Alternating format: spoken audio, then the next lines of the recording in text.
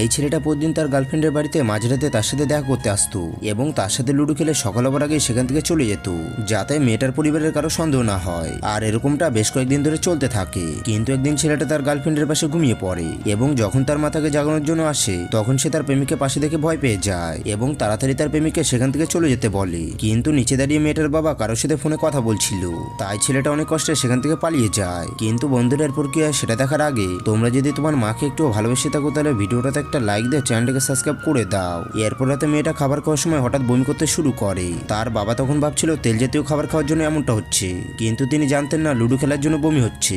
আসলে মেয়েটা মা হতে চলেছে, তাই এই ব্যাপারটা তার বয়ফ্রেন্ডকে বললে সে একটু বিরক্ত হয়, কারণ দুজনেই এখন কি করবে সেটা ভেবে পাচ্ছিল না। কিন্তু মেয়েটা তার সন্তানের জন্ম দিতে চেয়েছিল, তাই সে তার বয়ফ্রেন্ডকে ভালো চাকরি খোঁজার জন্য কিছু একটা করতে বলে, যাতে মেয়েটা তার পরিবারকে বিয়ের জন্য রাজি করতে পারবে। কিন্তু ছেলেটা এখন কি করবে সেটা বুঝতে পারছিল না। তখনই মেয়েটার ফোন আসে এবং সে বলে আমার এখন কাঁচা আম খেতে ইচ্ছে করছে, তাই তুমি আমার জন্য আম নিয়ে আসো।